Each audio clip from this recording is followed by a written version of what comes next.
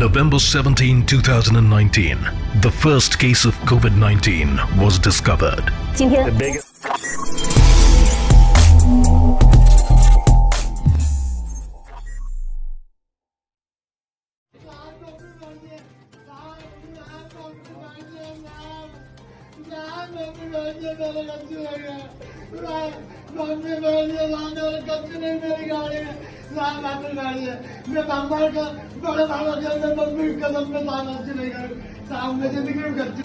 Raisen police अधीक्षक से मिला पीड़ित पत्रकार।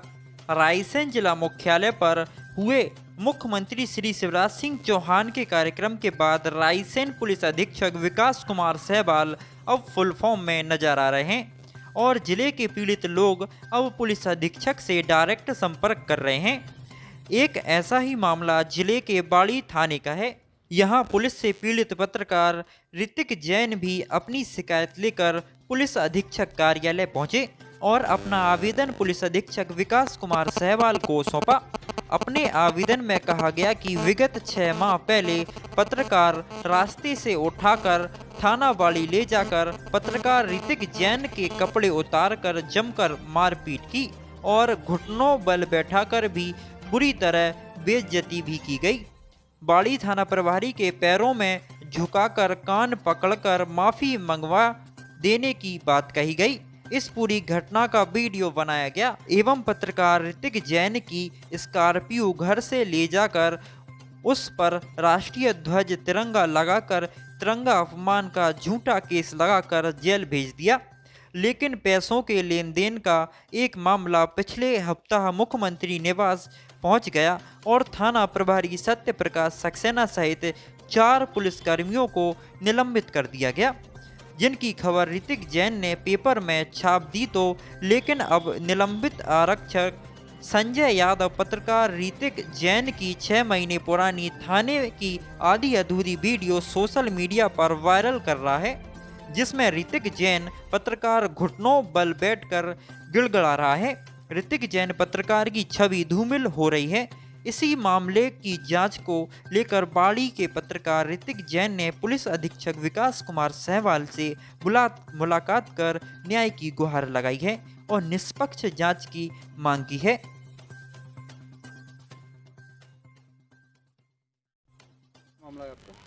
बाड़ी थाने से जुड़ा हुआ मामला है। बाड़ी थाने में लगभग 5/4/2022 को मेरे ऊपर एक झूठा मुकदमा कायम किया था। मैं जब बख्तर रोड पे चाय पीने जा रहा था तो मुझे संजय यादव और तियाई सहित 4 लोगों ने मुझे जीप में बैठाल के थाने लाए और मेरे साथ निर्वस्त्र करके मुझे मारा। वहीं मेरी गाड़ी की चाबी छुड़ा के मेरे घर से गाड़ी लाए और थाने में ले जाके बोलने लगे कि इसमें गांजा धरेंगे और बंदूक धरेंगे। तो मैं बहुत परेशान हो गया। मुझे घुटने को बल लिटा दिया था। मैंने तियाई साहब के पाँव पड़े, मैं नहीं हूँ, मेरी गाड़ी में कुछ नहीं है। हमारे तियाई सत्यप्रकाश सक्सेना जी ने मेरी कुछ नहीं मानी। फिर संजय यादव ने मुझसे 20,000 रुपये लिए। फिर उसके बाद मुझे झंडे के प्रकरण में फंसा दिया गया। न्यायालय में पेश किया गया। न्यायालय से मुझे जेल पहुंचा दिया गया। फिर दूसरे तीसरे दिन मैं छूट के आया। फिर उसके बाद मुझसे कहा गया कि तू मेरे बारे में कोई भी खबर प्रकाशित करोगा तो मैं फिर फंसा दूंगा तुझे झूठ केस में। मैं आज इसलिए एसपी ऑफिस आया हूँ क्योंकि मेरी जो वीडियो बनाई थी संजय यादव द्वारा तो वो ग्रुपों में वायरल की गई है, जिससे मैं समाज में मुंह दिखाने लायक नहीं बचा हूँ। तो मैं माननीय निवेदन करता हूँ कि 3-4 जनों पे कड़ी कार्रवाई हो। एसआई नवीन विश्वकर्मा शामिल थे, श्रिया विश्वकर्मा एसआई और संजय यादव, पेंकुच राय और तियाई सत्यप्रकाश सक्सेना ने पूरे घटना को अंजाम दिया था। किस तरह का वीडियो, क्या वीडियो है वो? वीडियो में साफ दिखा रहा है मैं तियाई साहब के सामने घुटने के बल बैठा हूँ, माफ़ी मांग रहा हूँ, मैं आज के बाद तुम्हारी खबर नहीं चलाऊँगा है और मुझे रो रहा हूँ। जिस प्रकार से मुझे टार्चर किया गया था, मुझे घुटनों को बल बैठाया गया था और मेरे को मारा भी गया था बहुत ज़्यादा। तो मैं उस स्थिति में नहीं था कि मैं शिकायत कहीं कर पाऊँ, क्योंकि मेरे को इतनी धमकी दे दी गई थी तियाई द्वारा और हवलदारों द्वारा कि मैं उसमें नहीं था कि मैं शिकायत कर पाऊँ ऊपर। मुझे एसपी साहब के यहाँ से आश्वासन मिला है कड़ी से कड़ी कार्रवाई होगी। क्या नाम है आपका? ऋतिक जैन पत्रकार।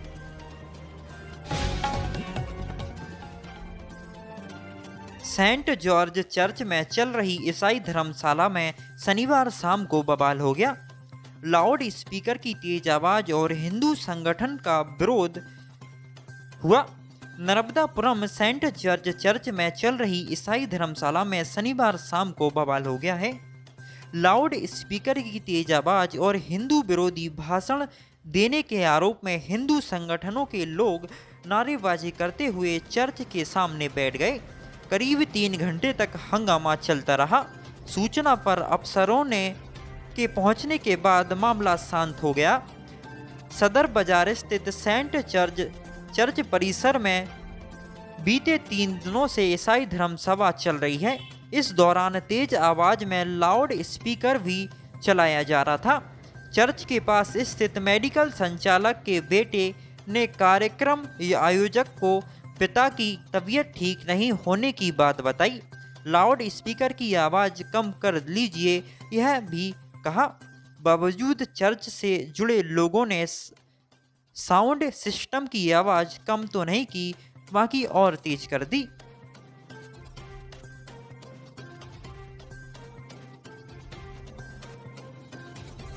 ने एक व्यक्ति हैं जैन साहब, उनको वो हार्ट के पेशेंट है और उनको भयानक मेजर ऑपरेशन का हो चुका है। एक इनसे आके निवेदन किया कि भाई आप ये आपका जो साउंड सिस्टम है इसकी आवाज़ थोड़ी स्लो कर लीजिए। तो यहाँ पे जो क्या नाम है इसका, नीलेश रॉबिन जो पास्टर है वो बुरी बुरी बातें बोलने लगा कि तुम लोग का तो काम ही यही है, तुम लोगों का यहाँ पे 3 साल में तो हम आयोजन कर रहे हैं और उसमें आप हमारा विरोध कर रहे हो। और यहाँ तक भी ठीक था। इसके बाद में इन्होंने दंगा फैलाने के लिए ये बात कही कि तुम लोग अतिक्रमण करके गणेश जी शंकर जी कहीं भी बिठा लेते हो, उसका कोई विरोध नहीं है और हम यहाँ कार्यक्रम कर रहे हैं तो तुम उसका विरोध कर रहे हो। विरोध इस बात का था, केवल साउंड जो तेज था उसका विरोध था केवल, और उसको उन्होंने इतना वो कर दिया। और सारे हिंदू बैठे हैं जितने यहाँ पर अंदर बैठे हैं, कोई साहू है, कोई राजपूत है, कोई ठाकुर है, उनको ये पता ही नहीं कि किस बात के लेके आया। सिंधी समाज से भी एक व्यक्ति यहाँ पर है, उनको भ्रमित करके लाया गया ये बोल के कि होशंगाबाद बहुत अच्छी जगह है, नर्मदापुर बहुत अच्छी जगह है, आपको वहाँ पर घुमाएंगे, वो चर्च है वहाँ पे अपन चल के प्रार्थना करके आएंगे। उनको ही नहीं पता है कि किस लिए उनको यहाँ पर बुलाया गया। प्रशासनिक अधिकारी में तहसीलदार साहब हैं, टीआई साहब हैं, पूरा प्रशासन है, देहात टीआई हैं, उन्होंने पूरा सहयोग किया और उन्होंने ये कहा है कि कल ये कार्यक्रम यहाँ पर नहीं होगा। उन्होंने जो उनको जो अनुमति दी थी वो निरस्त कर दी है। रात को 9 बजे के बाद यहाँ पर कोई कार्यक्रम नहीं होगा, टेंट उखड़ना चालू हो जाएगा। और यदि रात को 9 बजे के बाद टेंट नहीं उखड़ता है, कल यहाँ कार्यक्रम होता है, तो उसमें जो भी यहाँ पे कुछ होगा उसका जवाबदार प्रशासन रहेगा। सदर बाजार के चर्च में कुछ साउंड को लेकर के विवाद हुआ था। साउंड को बजाने को लेके पड़ोसियों ने आपत्ति ली थी, जिसमें इनकी आपस में कुछ कहासुनी हुई थी। तो कुछ संगठन के लोग आए और उन्होंने विरोध की, नारेबाजी की। टीआई दोनों देहात और कोतवाली और हमारे नायब साहब हम लोग आए, दोनों पक्ष को समझाइश दी। उन्होंने भी अपना समयबद्ध कार्यक्रम जो था 9 बजे समाप्त कर दिया और दूसरे जो संगठन के पदाधिकारी आए थे उनमें सहमत होकर के चले गए। सर, धर्मांतरण जैसी किसी बात को लेकर के कुछ लोग आपत्ति कर रहे थे, ऐसा कोई मामला आया क्या सामने? निश्चित रूप से कुछ संगठनों ने इस चीज़ का जो है आरोप लगाया था कि उनको बताया गया था कि जिस तरीके की कोई पुष्टि होती है या कोई इस प्रकार की कंप्लेंट करता है तो जो वैधानिक कार्रवाई है वो निश्चित रूप से की जाएगी। पर अभी हम लोगों के समक्ष टीआई साहब और हम लोगों ने सबसे चर्चा की तो ऐसा कोई भी व्यक्ति सामने नहीं आया कि कोई धर्मांतरण, क्योंकि इनकी ये काउंसिल की एक 3 साल में होने वाली बैठक है जिसमें पूरे देश के पदाधिकारी आते हैं और इनके आय व्यय का ब्यौरा रखते हैं और उनके साथ गेट टुगेदर करके वो प्रेयर करते हैं। तो वो उनका आपसी कार्यक्रम था। कहीं भी धर्मांतरण संबंधी कोई कंप्लेंट किसी व्यक्ति द्वारा नहीं। Thank you. सर्व ब्राह्मण परशुराम से बाबा सर्व हिंदू समाज ने सौंपा गृह मंत्री नरोत्तम मिश्रा के नाम संयुक्त कलेक्टर वंदना राजपूत को ज्ञापन। मनोरंजन जगत अक्सर विवादों के घेरे में चला आ रहा है। बीते कई वर्षों से मनोरंजन जगत के द्वारा ऐसी फिल्मों का निर्माण किया जा रहा है जो कि विवादों के घेरे में आ रही हैं। हिंदू संगठन अनेक ऐसी ही विवादित फिल्मों का विरोध भी जता चुके हैं। ऐसा ही एक मामला हिंदू आदि पुरुष से भी जुड़ा हुआ है। मामला आ रहा है कि जहां फिल्म के कलाकारों के द्वारा रामायण के किरदारों पर आधारित पात्रों का अभिनय तो किया जा रहा है, लेकिन उचित वेशभूषा का ध्यान नहीं रखा जा रहा। अनेक हिंदू संगठन आदि पुरुष फिल्म के विरोध में मुखर रहे हैं। ऐसा ही सिरोंज के सर्व ब्राह्मण परशुराम से बाबा सर्व हिंदू समाज ने भी मध्य प्रदेश के गृह मंत्री नरोत्तम मिश्रा के नाम एक ज्ञापन संयुक्त कलेक्टर वंदना राजपूत को सौंपा है, जिसमें फिल्म आदि पुरुष के निर्माता, निर्देशक और कलाकारों पर कड़ी कार्रवाई करने की मांग भी की गई है। साथ ही मांग की गई है कि इस फिल्म को बैन भी किया जाए।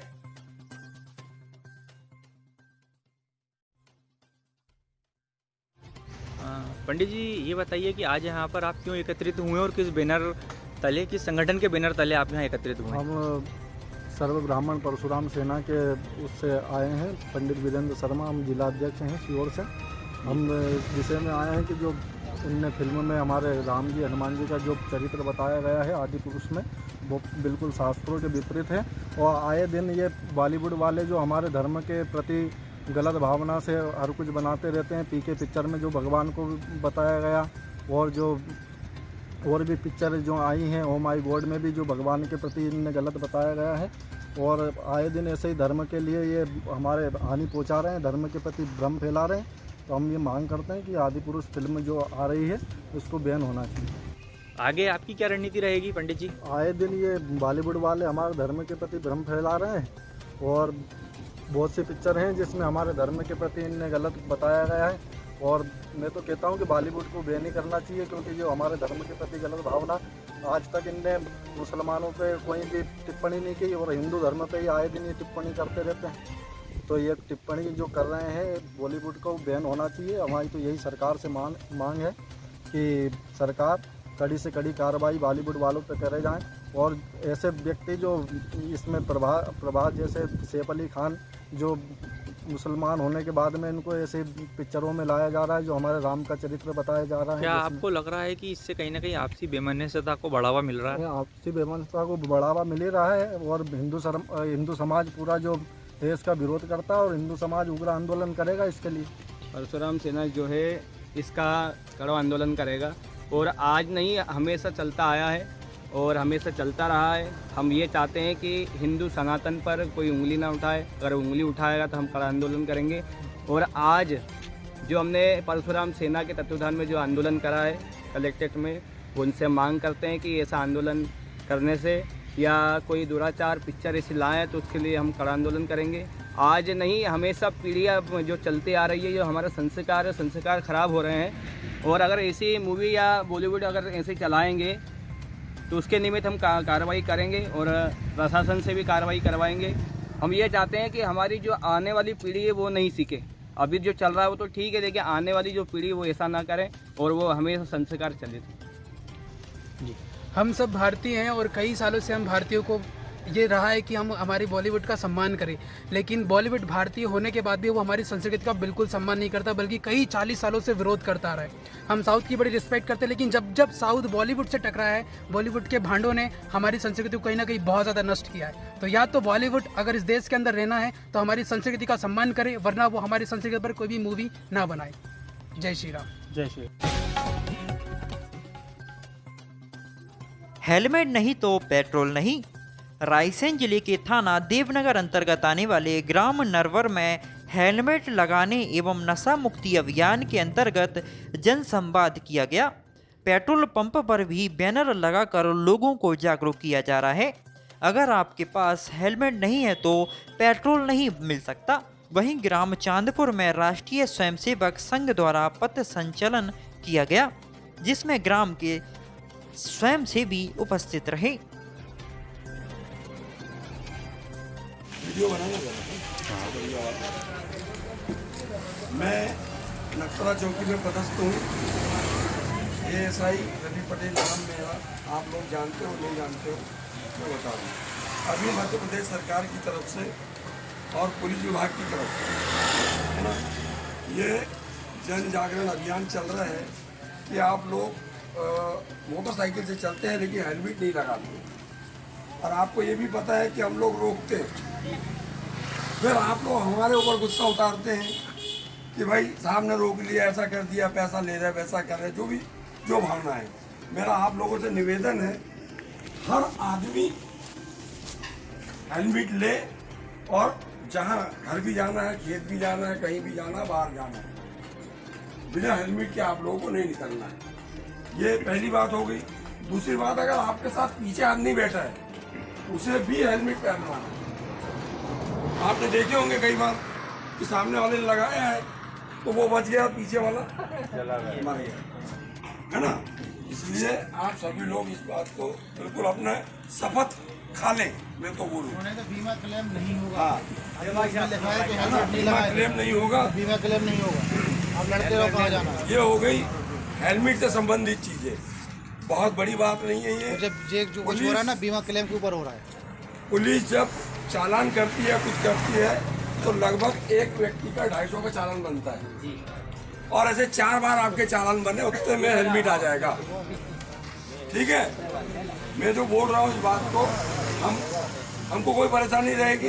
अगर हेलमेट से जाएंगे, निकल के जाएंगे, तो हम आपको सैल्यूट कर लेंगे। और ये नहीं, आप बढ़िया है पीछे वाले को भी।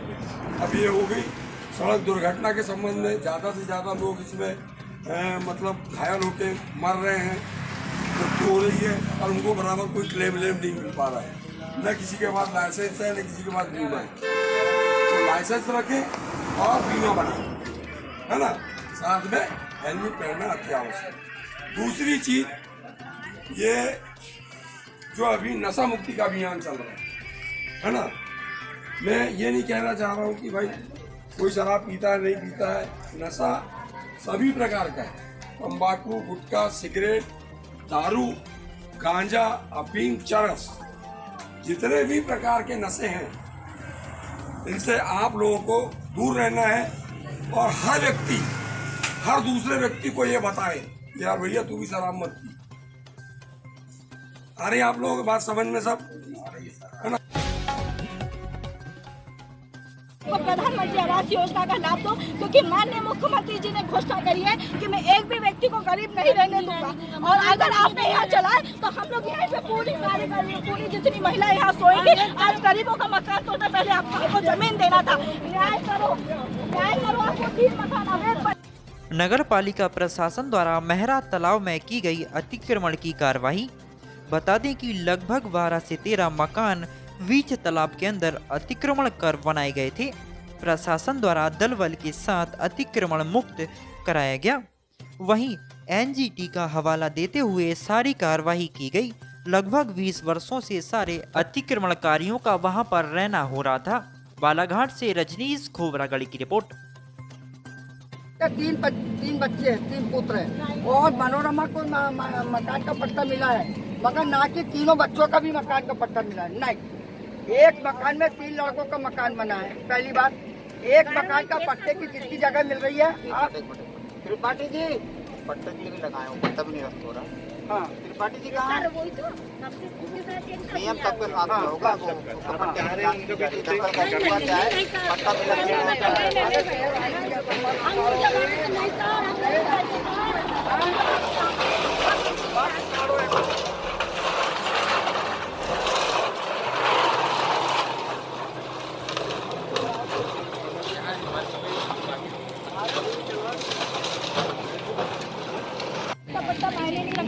अगर आप रियल जानकारी लें तो वो 3 मकान के पट्टे नहीं, एक ही मकान का अवैध कब्जा करके बिल्डिंग बना है। तो क्या वो तालाब के अंदर नहीं है सर? है ना। तो सर उनको भी तोड़ना चाहिए। उनका नाम क्यों हट गया? जब तक आदेश नहीं आएगा। नहीं तो क्यों नहीं? एक का आप आदेश रखिएगा। अभी पहले तक 16 लोगों की नोटिस आती थी, इस बार कैसे नोटिस में नाम कटा? मेरा क्वेश्चन मार्क ये है। आप उनका पट्टा, मैं सम्मान करती हूँ उनके पट्टे का। जितने पट्टे की जमीन है आज तुरंत पटवारी साहब को ना बुलाइए, बाकी का अवैध तोड़िए, हम स्वीकार, हम तैयार। एक बात बता दे रहा हूँ, आदेश का पालन हम कर रहे हैं और करने दो। बाकी आपको जो बोलना, कोर्ट खुला है, कोर्ट में सारी चीजें अपनी रख देना। यहाँ पे सुन लो, मैं 100 की एक बात बता रहा हूँ, सुन लो। एक बात बता दे रहा हूँ, जो कहना है आप न्यायालय में जाके करें, न्यायालय खुला मत है। हमें आदेश है, आदेश को हमको कार्रवाई करने दो। यहाँ में सुनने आए नहीं, यहाँ हम सिर्फ और सिर्फ पालन करने आए, सिर्फ और सिर्फ न्यायालय के आदेश का पालन कर रहे हैं। आप लोग जमीन आपको मिल जाएगी, जमीन हम दे देंगे, पट्टा दे देंगे। आदेश का पालन है, वो वहाँ पर पट्टा चाहिए तो हम पहले वहाँ हो जाए, फिर हम वो अलग हो जाएगा। सब समझ रहा हूँ, पट्टा भी दे दूंगा, आश्रित भी हो जाओगे, लेकिन अभी जो कार्रवाई कर रहे हैं पर उसको सर हम करने लोग दें, रहने से उसमें आप जाएंगे सहयोग कहाँ? करें। कहाँ जाएंगे? तो सर बेकार ये होगा। सवाल के बाद में हुआ है, कम से कम 1 महीने पहले हुआ है, नहीं नोटिस सर, पहले एक जारी महीने हुआ है, पहले उसका बनाना सर पहले 16 लोगों की थी, फिर 13 लोगों की आई सर। ये तो पूरी टोटल नहीं, ये पूरी राजनीति है सर। आप चलोगे क्या? आप लोग भी दबाव में हैं। देखो भाई, दबाव में हम नहीं, आप लोग कुछ हम नहीं कर सिर्फ सकते। आदेश का पालन कर रहे नहीं, हैं। वही आदेश। सबसे पहले मेरी आप रोकिए, मेरे को मत रोकिए। बात तो करने दो, चलो हमको दीदी, बात बात करने ना। दो। आप भी था ना, मैं आमरण अनशन में बैठी थी। आप भी, आप लोग यहाँ के नगर पालिका का, जब मैंने बोली नहीं कि आप देवी तालाब को पहले करिए और उसके बाद में इधर करिए। सर सामान है ना, प्लीज आपसे हाथ जोड़ के हमारा निवेदन है, बहुत सारा सामान है, छोटे छोटे सबके सामान है भैया। थोड़ा सा भारतीय जनता पार्टी के प्रदेश अध्यक्ष एवं खजुराहो लोकसभा क्षेत्र के सांसद वीडी शर्मा शनिवार को पन्ना जिले के दौरे पर आए। वहां करोड़ों के विकास कार्यों का लोकार्पण करा। कगदा क्षेत्र में स्थानीय कार्यक्रम में भाग लेने के बाद कटनी के लिए रवाना हुए। पन्ना से ब्यूरो चीफ अखिलेश पटेल की रिपोर्ट। इस रोड के निर्माण में प्रधानमंत्री ग्राम सड़क योजना में आज मैं पन्ना के अंदर, पन्ना विधानसभा में रोडों का जो जाल बिछ रहा है, तो आज तो हम उन रोड के भूमि पूजन और उद्घाटन के अवसर पर मैं आज उपस्थित हूं। मैं क्षेत्र की जनता को इस सौगात के लिए बधाई देता हूं। माननीय प्रधानमंत्री का हम अभिनंदन करते हैं कि प्रधानमंत्री ग्राम सड़क योजना में इस क्षेत्र को सौगात मिली है, और जो ज़रूरतें होंगी उन कामों को भी विकास के प्रति भारतीय जनता पार्टी का नेतृत्व, चाहे हमारे मंत्री जी हों, विधायक हों, सांसद हों, सभी प्रतिबद्धित होकर के काम कर रहे हैं। इसलिए हम इस दिशा में पन्ना के विकास के लिए और नए आयाम क्या होंगे उसकी तैयारी में जुटे हैं। अच्छा भैया, कहने से ऐसा होता है क्या? सर लास्ट इस देश में कांग्रेस रहेगी क्या? उनसे पूछो। सर लास्ट पूरी समस्या है।